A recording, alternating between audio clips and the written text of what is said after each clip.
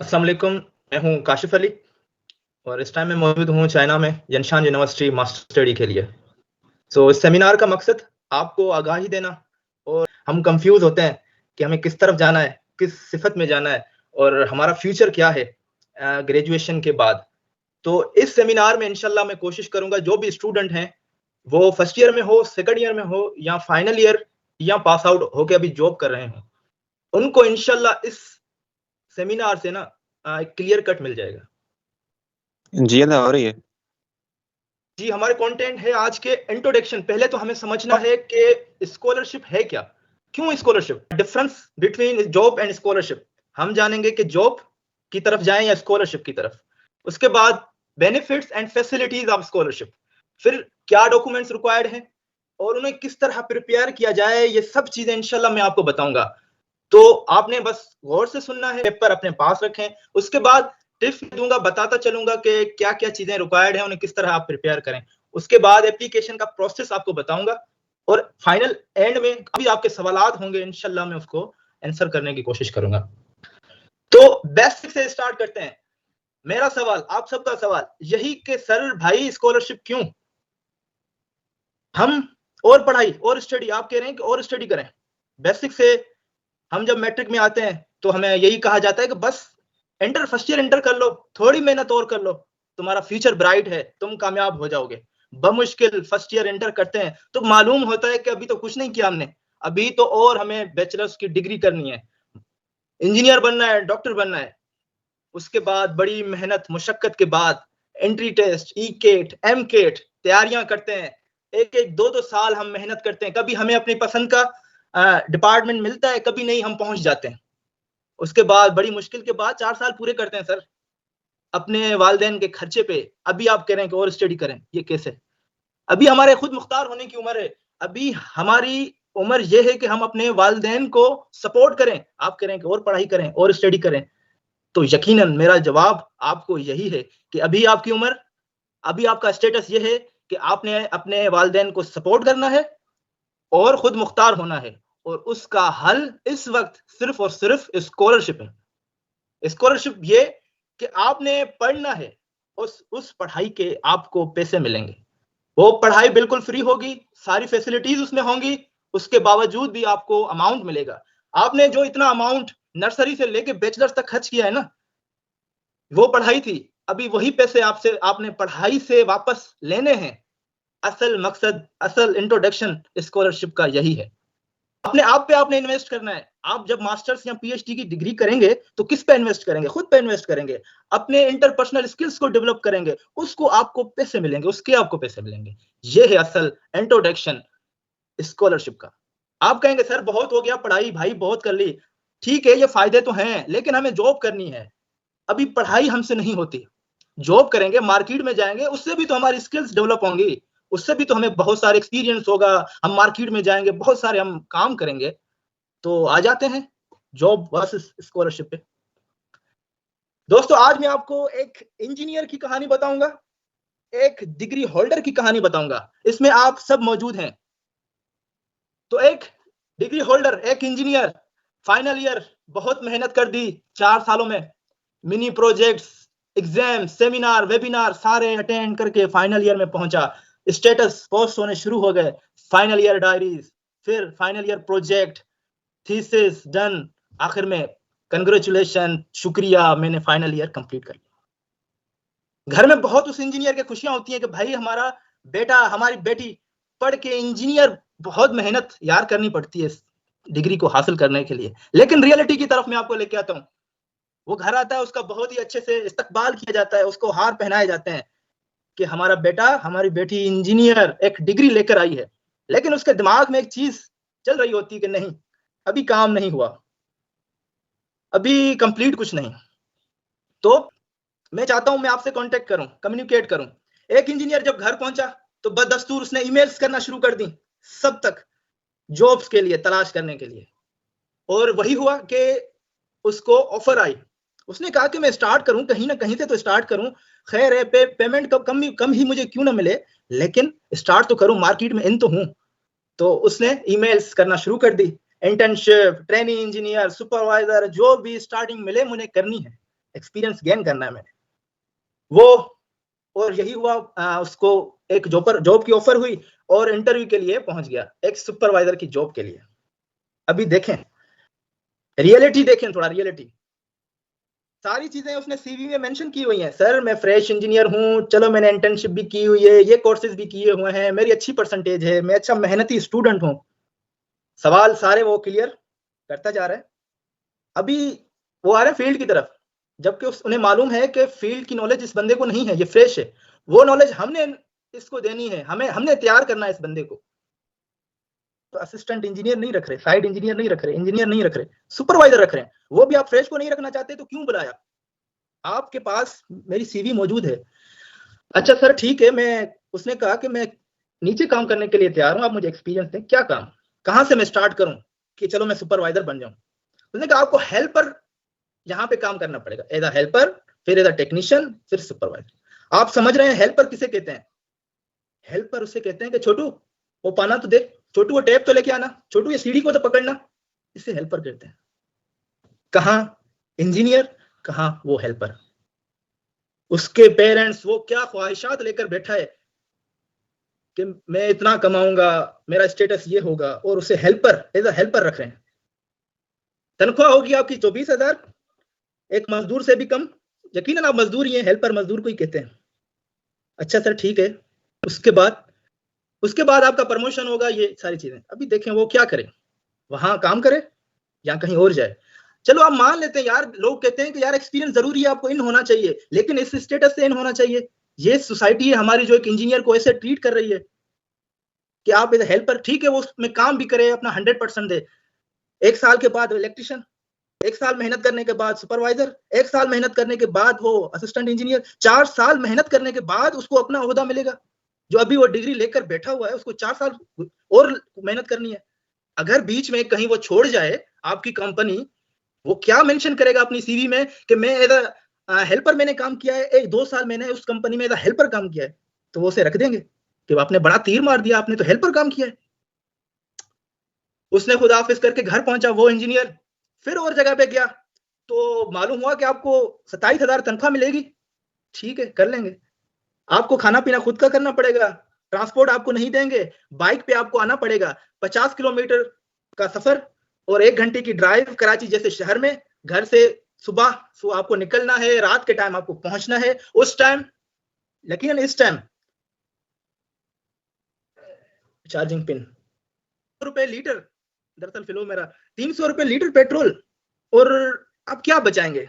आपकी जान का रिस्क अलग कि आप ट्रेवल करके पहुंच रहे हैं वहां। छोड़ दिया, खुदा हाफिज था, और देख लेंगे।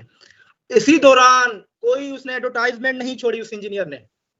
इतनी एडवर्टाइजमेंट, इतनी ईमेल्स, 100+ ईमेल्स की, कोई जवाब नहीं।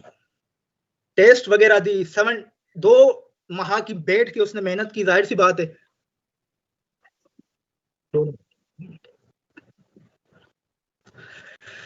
जी बड़ी मेहनत के बाद वो टेस्ट भी देता है, कोई टेस्ट नहीं छोड़ता। जो भी गवर्नमेंट्स की आती हैं, बड़ी बड़ी मल्टीनेशनल जो कंपनी है, एंग्रो, फौजी फर्टिलाइजर, OGDCL, एंग्रीटेक, बड़ी बड़ी कंपनीज, 70+ 3-4 साल स्टूडेंट मेहनत करते हैं, फिर 90s, उनको भी जॉब नहीं मिल रही। उसके बाद कहीं और पहुंचा तो मालूम हुआ कि नहीं सर आपकी रिक्वायरमेंट हमें नहीं है, अगर आपकी डिग्री हमें मिल जाए ना साल के लिए, तो हम आपको साल का कितना पे करेंगे, 60,000। साल का हम 60,000 आपको देंगे अगर आप हमें अपनी PEC सेल कर दें। 4 साल मेहनत की उस स्टूडेंट ने, इसलिए कि आपको वो डिग्री भेज दे।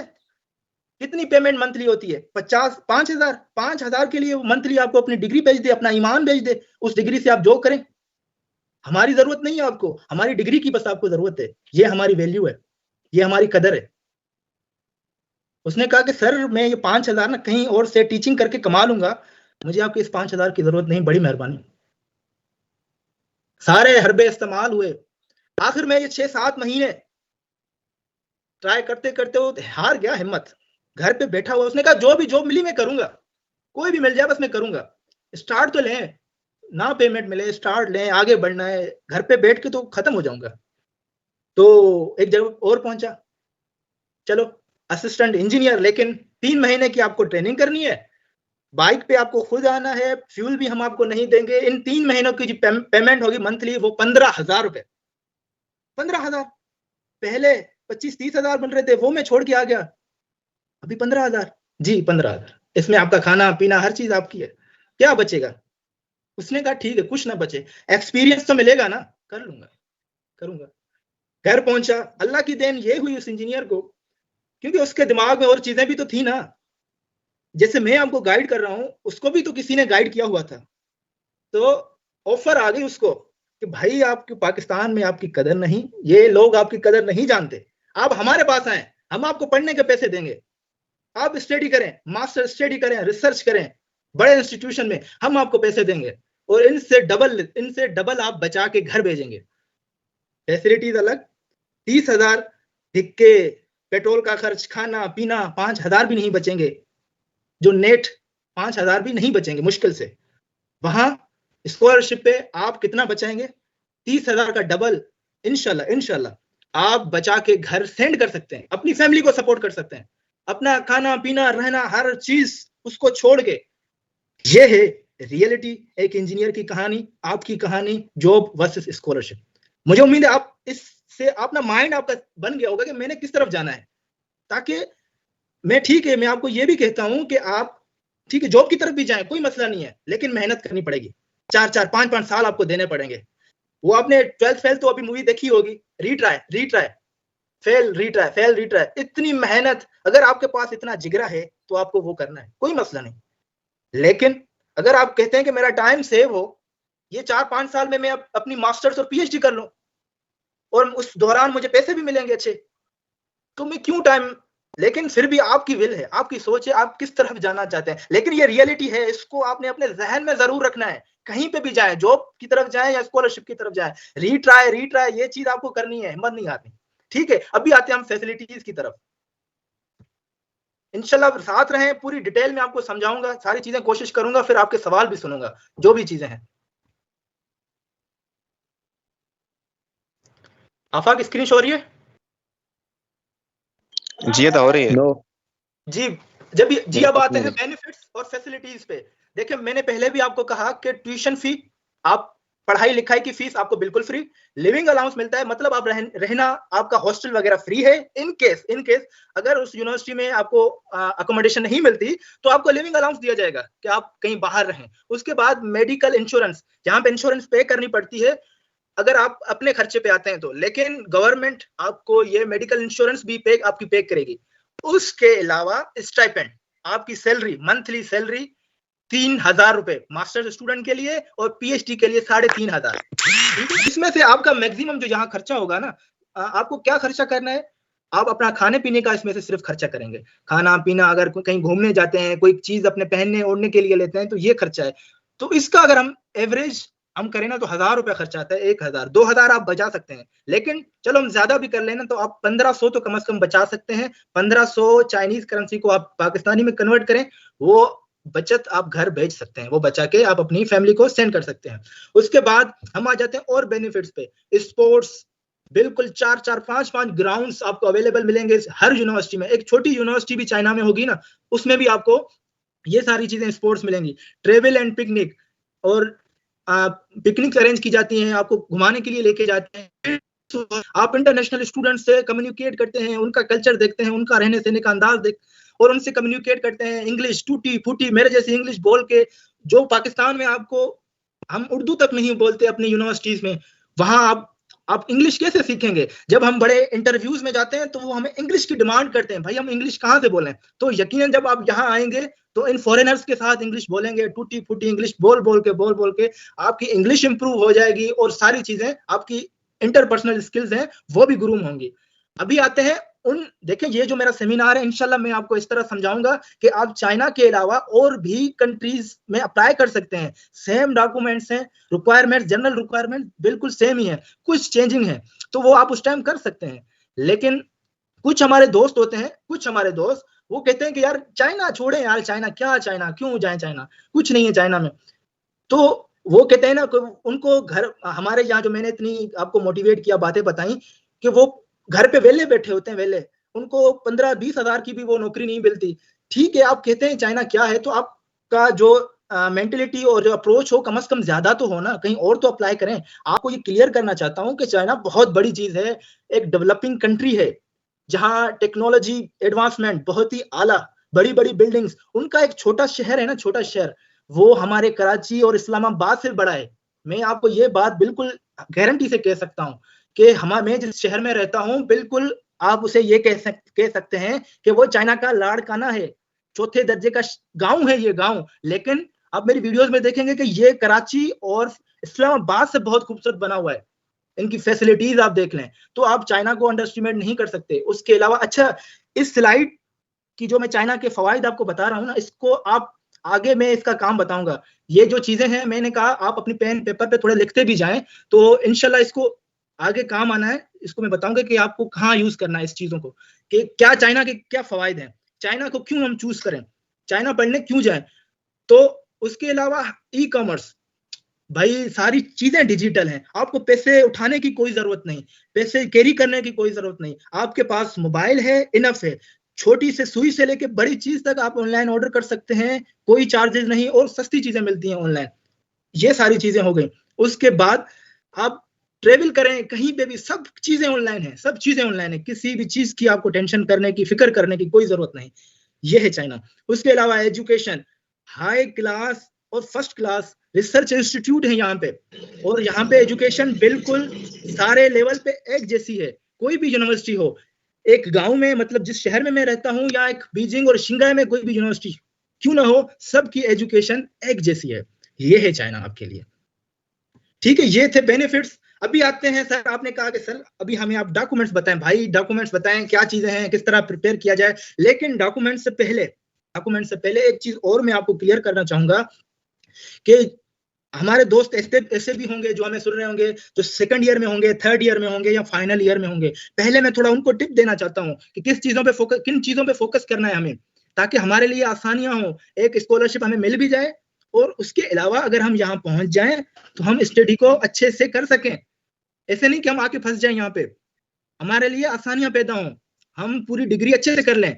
तो उनको मेरी एडवाइस ये है कि पहले टिप ये है कि आप जब फाइनल ईयर में है ना, तो जो भी आप रिसर्च टॉपिक सिलेक्ट करें ना, एक मर्तबा सोच समझ के अच्छे से काम करना है उस पे, और जिस पे आप समझें कि इस पे स्कोप है, आगे मैंने आगे इस पे काम करना है, उसी को सिलेक्ट करना है आपने फाइनल ईयर में। ये चीज क्लियर करनी है। उसके अलावा एक और सब्जेक्ट हम पढ़ते हैं अपने थर्ड ईयर में या फाइनल ईयर में, उस सब्जेक्ट का नाम है टेक्निकल राइटिंग। देखें, और चीजें भी इंपॉर्टेंट हो सकती हैं, सारी बेसिक्स आपको कवर करनी है। मैं नहीं ये नहीं कहता कि आपको बड़ा आइंस्टाइन बनना है, लेकिन बेसिक चीजें अपने कोर्स के मुतालिक तो आपको लाजमी करनी है। लेकिन जो मेरा ओपिनियन है, जो मैंने चीजें नोट की हैं, वो मैं आपको बता रहा हूँ कि एक और सब्जेक्ट है टेक्निकल राइटिंग, हम पढ़ते हैं, जिसमें हम लिखते हैं कि थीसिस कैसे बनाते हैं, थीसिस में क्या क्या चीजें होती हैं, एक पेपर में जब हम पेपर पढ़ते हैं उसमें क्या क्या चीजें होती हैं, प्रेजेंटेशन हम किस तरह बनाते हैं, प्रेजेंटेशन किस तरह देते हैं, ईमेल किस तरह सेंड करते हैं, ईमेल किस तरह लिखते हैं। ये सारा ये जो सब्जेक्ट है ना, इसको आपने अच्छे से पढ़ना है। टीचर अच्छे से पढ़ाए, वेल एंड गुड, नहीं पढ़ाए फिर भी आपने यूट्यूब से कहीं ना कहीं से इसको अच्छे से पढ़ना है। आफाक भाई थोड़ा आवाज आ रही है कि माइक ऑन है, इसको बड़ा मेहरबानी ऑफ कर दें, ताकि हम जल्दी जल्दी सारी चीजें आपको मैं अच्छे से बता सकूं जो मेरे माइंड में है। ठीक है, ये दो चीजें, एक आपने रिसर्च, अपना प्रोफेसर जो है ना, सुपरवाइजर फाइनल ईयर में है, तो वो बड़ा मेहरबानी जिस फील्ड से रिलेटेड, आप जिस फील्ड में जाना चाहते हैं, जिस एरिया में आप रिसर्च करना चाहते हैं, वो प्रोफेसर या सुपरवाइजर उससे रिलेटेड हो, और उसमें आपने अच्छा करना है। खुद रिसर्च जरूर करनी है यार, पेपर्स पढ़ेंगे। किस तरह पेपर पढ़ेंगे, जब आप टेक्निकल सब्जेक्ट जो मैंने आपको बताया ना, आपका अच्छा पढ़ा हुआ होगा ना, तब आप फाइनल ईयर में पेपर्स पढ़ेंगे, खुद रिसर्च करेंगे, और थीसिस खुद बनानी है आपको।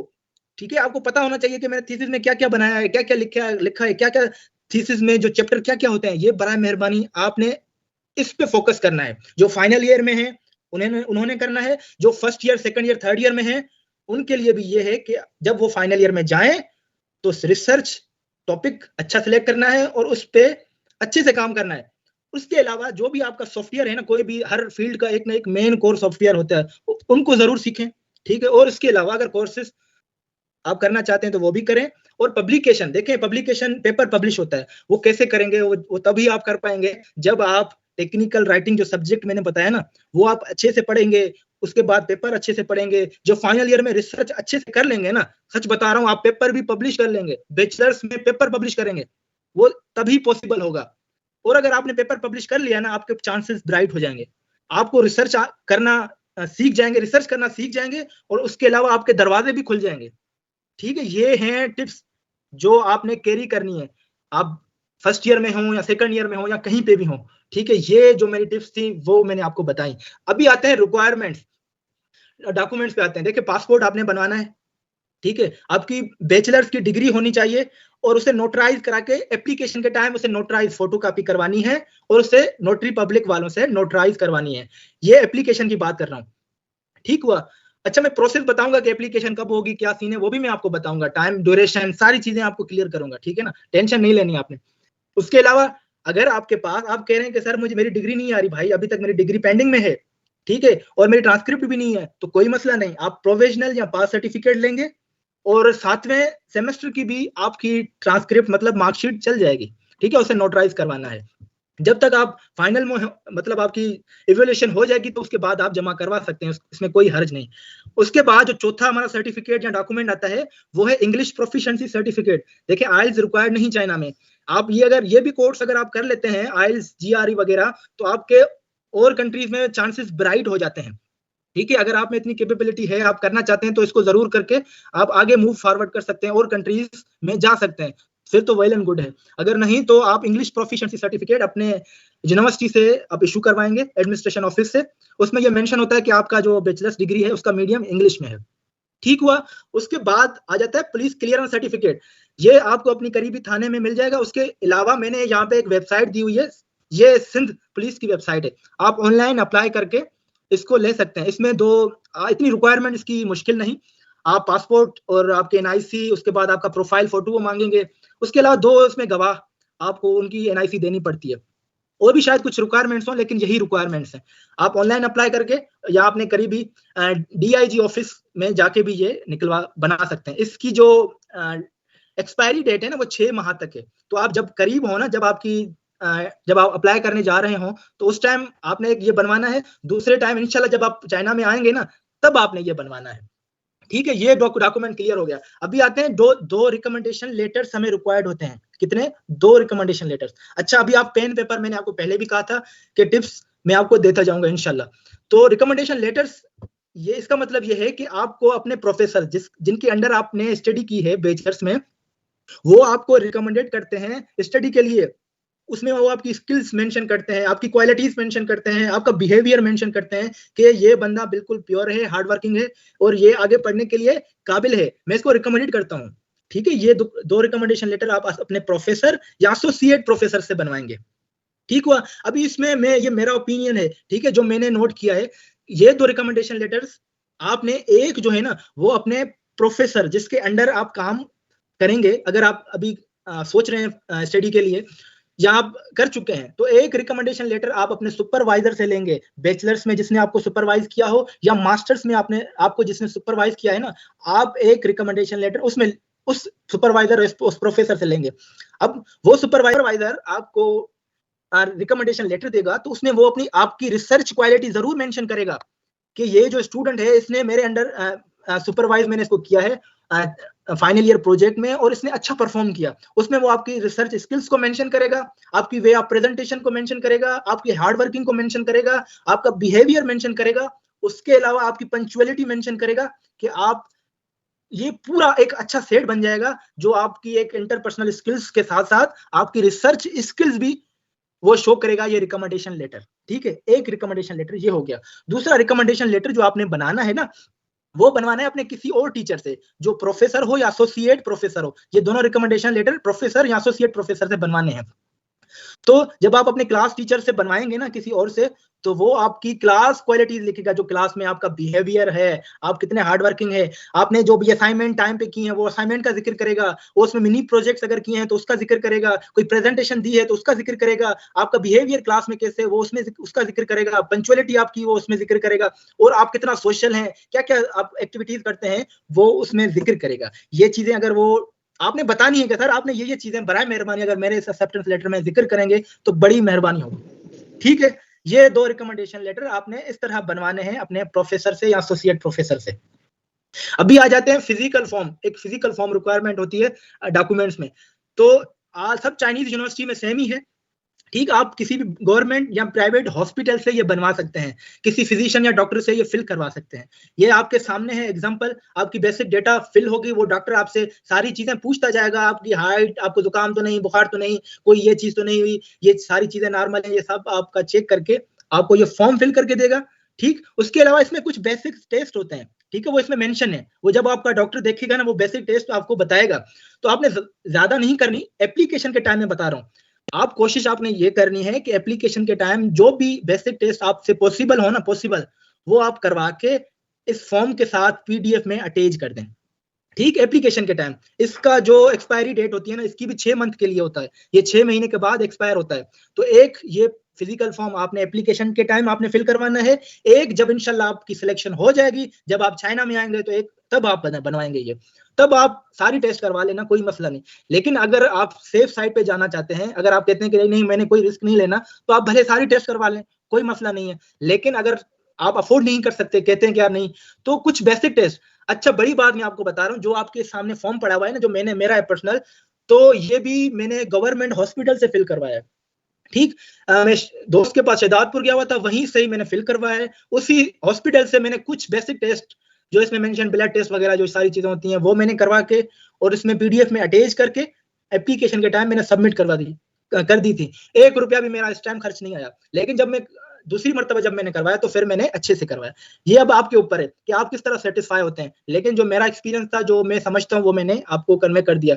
मैं सारी टेस्ट करवाएं फिर भी आप पर है, अगर कुछ बेसिक टेस्ट करवा के इसमें अटैच करते हैं फिर भी ठीक है, ठीक है। ये फिजिकल फॉर्म, कोई भी सवाल हो आप लिखते जाए, इंशाल्लाह फिर भी मैं आपको क्लियर करता जाऊंगा।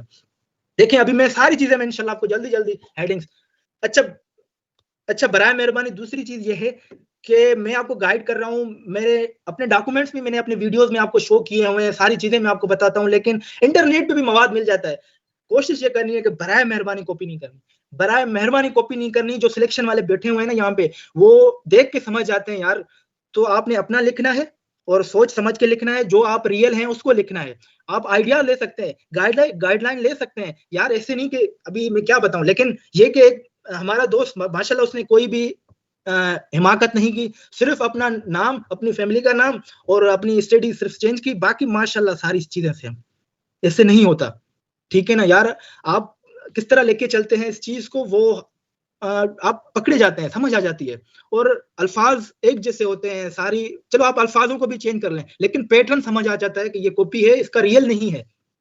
अच्छा स्टडी प्लान, आपको एक मतलब प्लान देना होता है कि आप चाइना, एक अपना इंट्रोडक्शन देंगे, फिर बैकग्राउंड आप बताएंगे कि चाइना, आप क्यों चाइना आना चाहते हैं, यूनिवर्सिटी को क्यों सेलेक्ट करना चाहते हैं। उसके अलावा आप जो एरिया में मैंने बताया ना कि आपने ऐसा एरिया सेलेक्ट करना है बैचलर्स में जिस एरिया पे आपको आगे काम करना पड़े, ठीक है। अगर नहीं, इनकेस आपने वो एरिया सेलेक्ट नहीं किया, अभी आप दूसरे एरिया में जाना चाहते हैं, किसी और मतलब जो मेजर है, किसी और फील्ड में रिसर्च करना चाहते हैं, थोड़ा हटके, बैचलर से थोड़ा हटके, फिर भी कोई मसला नहीं।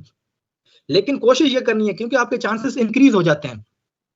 तो वो आप बताएंगे, उसका रीजन देंगे कि वो आप क्यों चूज कर रहे हैं। उसके बाद एक स्टडी प्लान बताते हैं आप। अभी मैं आपको थोड़ा थोड़ा बताता चलता हूँ कि इंट्रोडक्शन में क्या लिखना है, और ये सारी हेडिंग्स का भी थोड़ा थोड़ा जल्दी जल्दी बताता हूँ, अगर क्योंकि टाइम कम है और डिटेल में मेरी वीडियोस भी हैं। लेकिन अभी आपको मैं थोड़ा ओवरव्यू दे देता हूँ, इंशाल्लाह आपको चीजें समझ आएंगी। तो आप एजुकेशनल इंट्रोडक्शन देंगे, एजुकेशनल बैकग्राउंड आप रिलेट करेंगे, ठीक है, के रीजन देते चलेंगे। आप शुरुआत करेंगे मैट्रिक से कि आप मैट्रिक में पहुंचे, मैट्रिक के बाद आप अपना मोटिवेशन देंगे कि आप इंटर में प्री मेडिकल या प्री इंजीनियरिंग जो भी आपने उठाया वो क्यों उठाया, उसका मोटिवेशन आपको कहां से मिली। आपकी फिजिक्स अच्छी थी, मैथमेटिक्स अच्छी थी, या आप कोई प्रोजेक्ट का जिक्र कर सकते हैं, किसी सेमिनार का जिक्र कर सकते हैं, आप किसी पर्सनैलिटी का जिक्र कर सकते हैं कि मैंने इंस्पिरेशन यहां से ली और मैंने फिर इस तरफ में आया, या ये स्किल्स मेरी अच्छी थी इस वजह से मैं प्री मेडिकल या प्री इंजीनियरिंग में आया। उसके बाद आप अपनी इंटर की मार्कशीट, मार्क्स बताएंगे। उसके बाद आप ये बताएंगे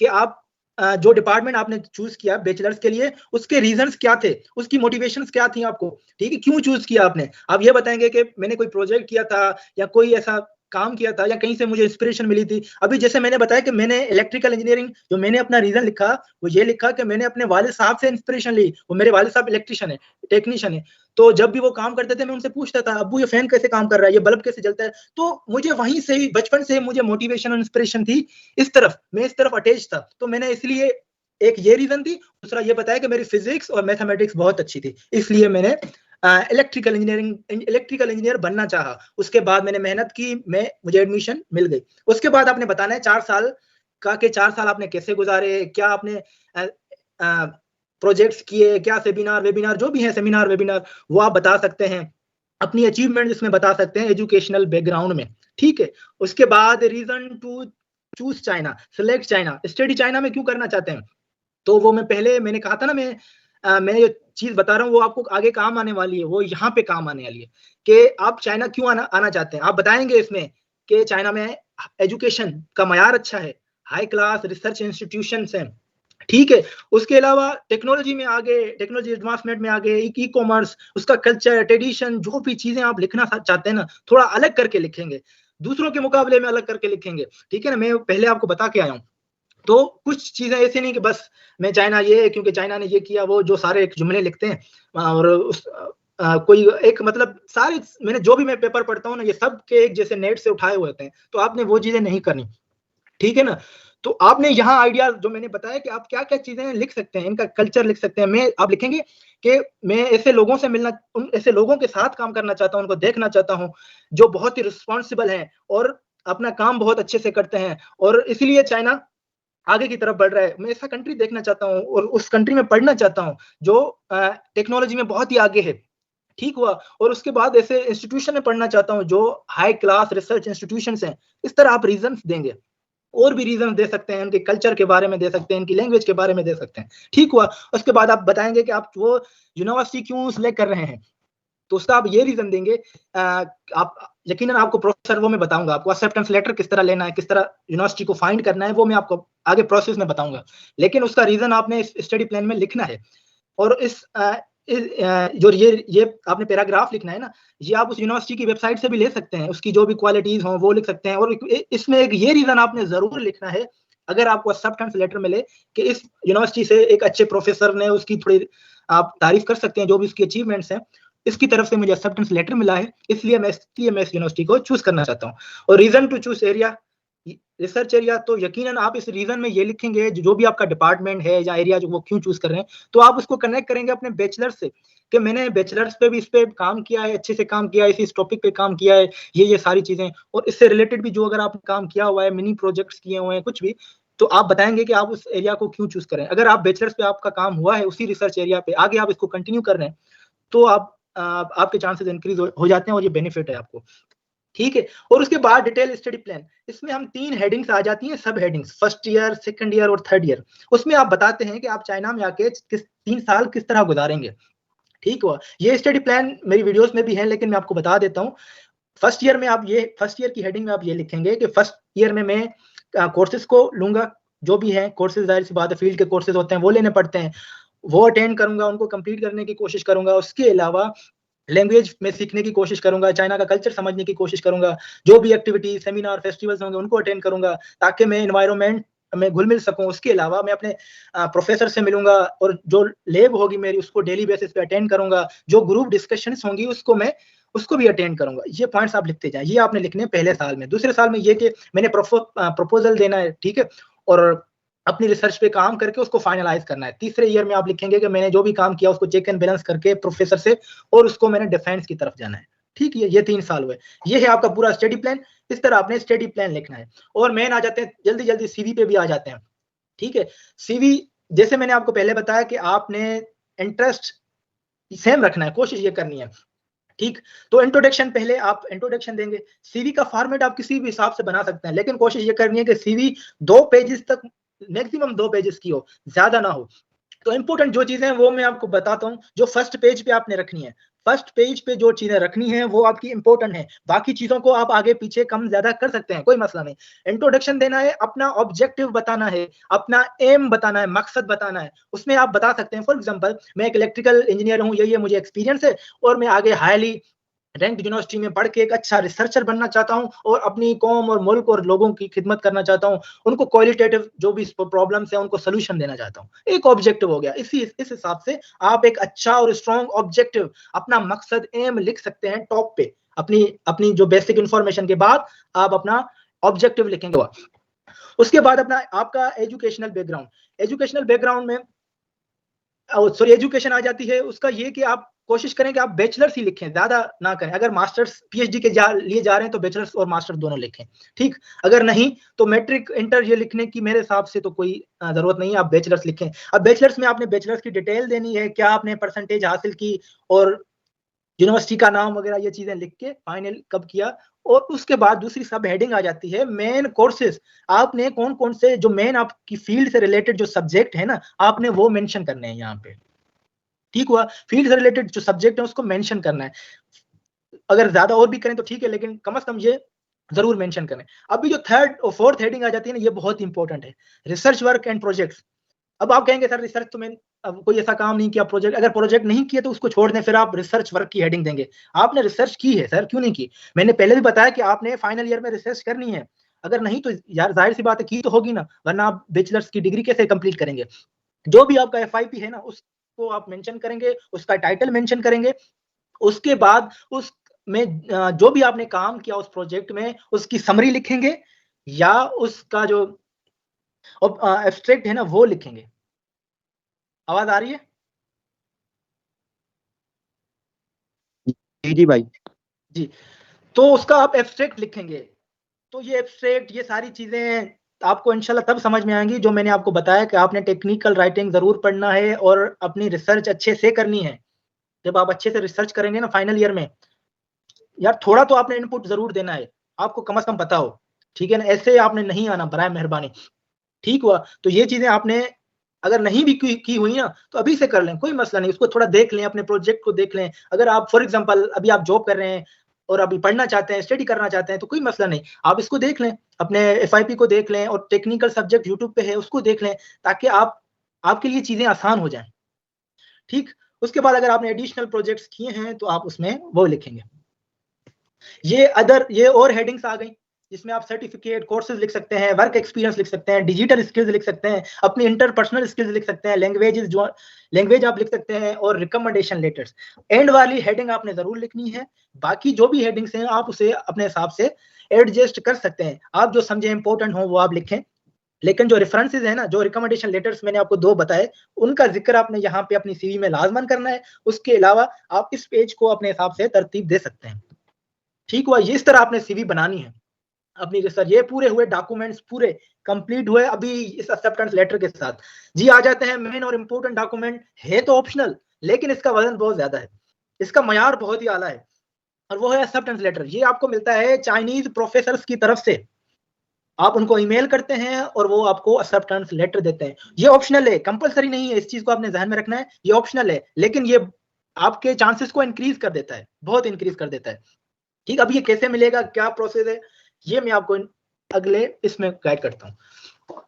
देखें, मैंने आपको जैसे बताया पूरा, अभी जो प्रोसेस है ना इसका टाइम ड्यूरेशन वो भी मैं आपको बता देता हूं, थोड़ा नोट कर लें अपनी कॉपी पे। एप्लीकेशन जो सीएससी की स्टार्ट होती है वो नवंबर से या दिसंबर से स्टार्ट होती है यूनिवर्सिटीज की, ठीक है, एडमिशंस, और ये चलती है मार्च तक। लेकिन ये यूनिवर्सिटी टू यूनिवर्सिटी डिपेंड करता है, किसकी जनवरी में एंड हो जाती है, किसकी फरवरी में एंड हो जाती है, ठीक हुआ। और कोई किसी की मार्च तक भी चलती है। अमूमन जनवरी फरवरी, अमूमन मोस्ट ऑफ यूनिवर्सिटीज की डेडलाइन जनवरी फरवरी, ठीक हुआ। और ये स्टार्ट कब होती है? नवंबर दिसंबर से, ठीक। अभी हमें इनसे पहले, मतलब दिसंबर, आप दिसंबर को लॉक कर लें, दिसंबर से पहले पहले हमने एक्सेप्टेंस लेटर लेना है, अपने डॉक्यूमेंट्स पूरे करने हैं। जो इतने डॉक्यूमेंट्स मैंने आपको बताए ना, ये दिसंबर से पहले पहले करने हैं। अभी आपका सवाल होगा कि काशिफ भाई शुरुआत कब करें? अगस्त से आप शुरुआत करेंगे, अगस्त से सितंबर आप स्टार्ट करेंगे, ठीक हुआ। अभी देखें, अभी अमूमन एंड होने वाला है। काफी दोस्तों ने अप्लाई किया, जितना मैंने मुझसे हो सका मैंने अपने दोस्तों को जो भी राब्ते में थे उनको मैंने गाइड किया। अभी एक्सेप्टेंस लेटर तो अभी नहीं मिलेगा, लेकिन एडमिशन ओपन है। अगर कोई एक्सेप्टेंस लेटर के बगैर जो जितने डॉक्यूमेंट्स हैं जो मैंने आपको बताए हैं वो आप करके अगर किसी यूनिवर्सिटी में अप्लाई कर देते हैं तो फिर भी ठीक है, आप चांस को अवेल कर सकते हैं, इसमें कोई हर्ज नहीं, ठीक है। लेकिन जो एडिशनल डॉक्यूमेंट वो एक्सेप्टेंस लेटर, उसकी ऑलमोस्ट डेट फिनिश हो गई है, वेकेशन अभी शुरू हो गई है, जनवरी में 2 मंथ की वेकेशन है, प्रोफेसर्स अपनी वेकेशन पे हैं, ठीक है, और अभी आपको एक्सेप्टेंस लेटर नहीं मिलेगा। तो अगर आप में से कोई दोस्त जिसको अभी होश आया हो, कोई काफी दोस्त हैं जिनको कल परसों ये चीजें कि यार अभी ठीक है कोई मसला नहीं, हो जाता है, जिसको जब मतलब वो इन्फॉर्मेशन मिली, तो कोशिश करें अभी आप आपको मैं प्रोसेस बताता हूँ क्या प्रोसेस करना है। आपने यूनिवर्सिटी फाइंड करनी है। यूनिवर्सिटी कैसे फाइंड करनी है, ये हमारे दोस्तों की एक वेबसाइट है जो जिससे मैंने भी फायदा उठाया, जिसने एक अच्छा काम किया उसको सराहना चाहिए। तो ये CSC गाइड ऑफिशियल, ये एक वेबसाइट है, आप इस पे जाएंगे, सारी चीजें तरतीब से पड़ी हुई है, यूनिवर्सिटीज की लिस्ट बनी हुई है, आपने चेक करना है। देखिए अगर आप अभी कर रहे हैं तो आप यूनिवर्सिटी की लिस्ट को चेक करेंगे और देखेंगे कि किस यूनिवर्सिटी की एडमिशन ओपन है और किस में आपका डिपार्टमेंट लायक करता है, आप उसमें अप्लाई कर दें। अगर नहीं, अगर आप अगस्त और सितंबर से स्टार्ट कर रहे हैं, ठीक, तो आप क्या करेंगे, यूनिवर्सिटी फाइंड करेंगे, एक रजिस्टर लेंगे, कॉपी और पेन लेंगे, इस वेबसाइट पे जाएंगे, 273 यूनिवर्सिटीज हैं, उनको फाइंड करेंगे, देखेंगे आपका डिपार्टमेंट किसमें है, जिसमें आपका डिपार्टमेंट हो उस यूनिवर्सिटी का नाम लिखना है, उस यूनिवर्सिटी के अपने डिपार्टमेंट में जाना है आपको, ठीक है। जब आप इस वेबसाइट पे जाएंगे ना, अच्छा इसकी वीडियो भी मैंने बनाई हुई है कि किस तरह, लेकिन अभी क्योंकि टाइम थोड़ा शॉर्ट है, मैं कोशिश कर रहा हूँ आपको ओवरव्यू दे दूं, आपको प्लेटफॉर्म सारे बता दूं कि आप खुद कोशिश करेंगे इंशाल्लाह हो जाएगा, नहीं तो फिर भी वीडियो मेरी आप देख सकते हैं। आप इस वेबसाइट पे जाएंगे, अपनी सारी 273 यूनिवर्सिटीज को सिलेक्ट देखेंगे, कॉपी पेन, जिसमें आपका डिपार्टमेंट हो, आपका डिपार्टमेंट जिसमें होगा तो उसको आप फिर जाएंगे फैकल्टी में जाने के बाद उसमें प्रोफेसर्स और एसोसिएट प्रोफेसर्स होंगे। तो अभी आपने क्या करना है, उन प्रोफेसर्स को सिलेक्ट करना है जिनका मेजर आपके बैचलर से मैच करता हो। फॉर एग्जांपल देता हूं, देखिए मुझे दूसरी फील्ड का अंदाजा नहीं है, लेकिन मैंने अपने फाइनल ईयर में मोटर और कंट्रोल पे काम किया, इलेक्ट्रिकल इंजीनियर मोटर और कंट्रोल पे काम किया है, तो मैं ऐसे देखूंगा प्रोफेसर जिनका काम मोटर और कंट्रोल पे काम हो, ठीक है, कन्वर्टर्स पे काम हो, मैं ऐसे प्रोफेसर को सिलेक्ट करूंगा। तो आपने उन प्रोफेसर्स की लिस्ट बनानी है, एक यूनिवर्सिटी उसके प्रोफेसर सबकी लिस्ट में क्या क्या चीज लिखनी है, उनका नाम लिखना है, उनकी डिजिग्नेशन लिखनी है, उनकी ईमेल एड्रेस लिखनी है, और उन्होंने क्या क्या उन्होंने काम किया है वो भी लिखना है, क्या क्या उनकी अचीवमेंट्स है, उनका एरिया भी लिखना है कि किस एरिया से वो बिलोंग करते हैं, for example motor and control, ये चीजें आपने लिखनी है। सारी लिस्ट बना के सब यूनिवर्सिटीज, ठीक है, ज्यादा होते हैं 273 है, जितना मैक्सिमम आप कर सकते हैं आपने करना है। बराए मेहरबानी लिस्ट बनानी है, अच्छे से काम करना है। हमारे दोस्त बहुत जल्दी करते हैं, गलत स्टेप्स लेते हैं इसमें, और ऐसे ही ईमेल कर देते हैं, और ईमेल भी ठीक तरीके से नहीं करते, क्या ईमेल वगैरह कुछ भी ऐसे ही कर देते हैं, इसका इम्पैक्ट ये है कि यकीन जाने प्रोफेसर्स हमारी ईमेल देखना उन्होंने छोड़ दिया है। उनकी वजह यही है कि हमें ईमेल करना नहीं आती, हम ईमेल में वो चीजें लिखते नहीं है, रिसर्च इंटरेस्ट हमारा मिलता ही नहीं है। मैं मोटर में मैंने काम किया है, और मैं ट्रांसमिशन फॉर एग्जांपल जिसका जनरेशन पे रिसर्च एरिया है, मैं उसको ईमेल कर रहा हूँ, अभी वो मेरी ईमेल देख के क्या मुझे वो देगा? यकीनन नहीं देगा, मुझे जवाब भी नहीं देगा। आवाज आ रही है मेरी? जी जी काशिफ भाई आ रही है आवाज। हाँ, तो आपने कोशिश ये करनी है कि बराए मेहरबानी जिसका इंटरेस्ट, जिस प्रोफेसर का इंटरेस्ट आपसे मिलता है, तो आपने जिस फील्ड में बैचलर्स की है ना, जिस फाइनल ईयर प्रोजेक्ट जिसमें किया है, उसी इंटरेस्ट को लेके चलें और वही प्रोफेसर फाइंड करें। ठीक हुआ, उनको आप भाई जब माइक बंद करें जो भी है, उसके बाद आप लिस्ट बना के उनको अच्छी सी, देखें मैंने सीवी बनाना आपको सिखा दी, एक ईमेल बॉडी लिखनी है। ईमेल क्या लिखनी है कि सर अपना तारुफ करवाना है और मैंने आपका काम देखा, मुझे बहुत अच्छा लगा, मुझे उसने इंस्पायर किया, अच्छे से लिखना है, ठीक। और सर मैं आपको बताता चलूं कि मैं मास्टर डिग्री करना चाहता हूं, और मेरा जो एरिया है, मैंने भी इस एरिया पे, जिस एरिया पे आपने काम किया है ना, इस एरिया पे मैंने पहले से काम किया है, क्योंकि आपने पहले से काम किया हुआ है अपने बैचलर्स में। आप अपने बैचलर्स के टाइटल को मेंशन करेंगे, उसमें अगर जो जो काम किया वो थोड़ा मेंशन कर दें, अगर नहीं भी फिर भी कोई मसला नहीं, जब वो आपकी सीवी में इंटर होगा ना, सीवी जब आपको, देखिए सीवी में आपका वो प्रोफेसर तब इंटर होगा जब आप उसे बताएंगे कि आपका एरिया और मेरा एरिया सेम है, ये गलती बराए मेहरबानी नहीं करनी। इस गलती की वजह से प्रोफेसर हमें इग्नोर कर रहे हैं, बहुत सारी शिकायत आई है, बहुत देखा है, प्रोफेसर देखना ही छोड़ दिया है प्रोफेसर ने। इस वजह से हम हर प्रोफेसर को ईमेल करते हैं, एक प्रोफेसर के पास हजारों ईमेल्स आएंगी, वो कहाँ चेक करेगा? आप खुद बताएं। तो ऐसा नहीं करना, उस प्रोफेसर को ईमेल करनी है जिसका एरिया आपसे मैच करता है, वो आपको खुद देखते ही आपको एक्सेप्टेंस देगा। आपको ज्यादा लंबी चौड़ी ईमेल लिखने की जरूरत नहीं है, आप बस यही रीजन देंगे ना कि सर आपका एरिया और मेरा एरिया इंटरेस्ट मैच करता है और मैंने इस पे काम किया हुआ है पहले, वो आप अपना फाइनल ईयर प्रोजेक्ट का नाम लिखेंगे। Thank you so much. ये डॉक्यूमेंट्स अपने अटैच कर दें। डॉक्यूमेंट्स में ये मेरा ओपिनियन ये है कि आप अपनी सीवी बनाएं। सीवी जो मैंने आपको बताई, रिसर्च आपने लिखा होगा तो वो देखेगा। उसके अलावा आप अपनी ट्रांसक्रिप्ट है ना वो भी ऐड कर दें। स्टडी प्लान ये वगैरह मैं नहीं कहता आपको, जब तक वो कहे ना आपको, लेकिन कोशिश करें कि ट्रांसक्रिप्ट ऐड कर दें। ठीक, नहीं तो सीवी तो जरूर ऐड करनी है आपने। ये हुआ एक्सेप्टेंस लेटर लेने का तरीकेकार। ठीक हुआ। इंशाल्लाह मैं ओवरव्यू दे रहा हूँ, इसमें बहुत सारी वीडियोस भी पड़ी हैं और भी चीजें पड़ी हुई हैं, लेकिन अगर कोई चीज आपको कहीं से समझ नहीं है तो आप पूछ सकते हैं। उसके बाद अगर वो आपको रिस्पॉन्स ना दे तो आप रिमाइंडर कर सकते हैं। ठीक हुआ। उसके अलावा आपने कोशिश ये करनी है, आपको मिसाल दे रहा हूँ कि एक मेहरान और कायदे आवाम का टीचर है या एनईडी का टीचर है, आप उसको ईमेल कर रहे हैं, उसी यूनिवर्सिटी के 5 प्रोफेसर को एक ही दिन पे ईमेल कर रहे हैं कि सर मुझे आपका इंटरेस्ट ना बहुत अच्छा लगा, आपके काम ने मुझे इंस्पायर कर दिया सर, मैं आपके पास आना चाहता हूँ। एक ही यूनिवर्सिटी के 10 प्रोफेसर को आप यही कह रहे हैं कि सर मैं आपके पास भी आना चाहता हूँ, आपके पास भी आना चाहता हूँ, आपके पास भी आना चाहता हूँ। वो कहेंगे यार ये, वो आपको कैसे जवाब देंगे? आप खुद बताएं, वो आपको जवाब देंगे? नहीं देंगे। वो कहेंगे यार ये हमें तो बेवकूफ बना रहा है। तो आपने ये भी नहीं करना। एक टाइम पे एक ही को रिस्पॉन्स करना है। उसके बाद एक यूनिवर्सिटी, हाँ अलबत्ता अगर आपके पास 30-40 यूनिवर्सिटीज है ना, तो एक दिन पे आप उन 40 यूनिवर्सिटीज के एक एक प्रोफेसर को, ये मेरी बात याद रखना, एक एक प्रोफेसर को ईमेल कर सकते हैं, लेकिन एक दिन पे एक यूनिवर्सिटी के 10 या 2 या 3 प्रोफेसर को ईमेल नहीं कर सकते, नहीं करनी आपने। ठीक है, इसको आपने ध्यान में रखना है। एक ही, उसके बाद आपने दूसरे दिन उसको रिमाइंडर करना है। रिमाइंडर आप टाइम चेंज करके कर सकते हैं। सुबह अमूमन हम 5 बजे ईमेल करते हैं और यहाँ के 8 होते हैं, कोई मसला नहीं यार। आप दिन पाकिस्तानी 11:30-12 बजे भी कर सकते हैं, यहाँ के 3 होते हैं तो उनके लंच टाइम के बाद भी आप उनको कर सकते हैं, शाम के टाइम भी कर सकते हैं, कोई इशू नहीं है। बस आपकी ईमेल उन तक पहुंचनी चाहिए, और उसके लिए आप ट्रैकर का इस्तेमाल भी कर सकते हैं। आपको पता चलेगा कि आपके उस प्रोफेसर ने आपकी ईमेल देखी है या नहीं देखी। ये थोड़ी टिप्स थी और इसके रिलेटेड मैंने वीडियो भी बनाई हुई है, अगर कोई मैं चीज मिस कर रहा हूं तो।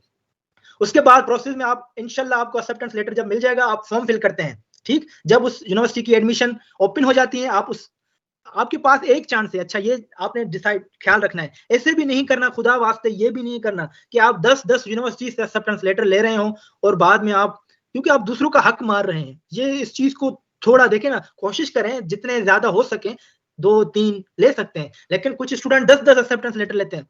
अभी आपको एक यूनिवर्सिटी में जाना है, 10 एक्सेप्टेंस लेटर, अभी जो वो 9 किसी और को मिलने थे, किसी और बेचारे को मिलने थे, वो तो नहीं हुआ ना, क्योंकि हर प्रोफेसर को एक स्टूडेंट या 2 स्टूडेंट बुलाने की इजाजत होती है, किसी को नहीं होती, किसी की लैब फुल होती है, किसी और कंट्रीज को कोई प्रेफर करता है।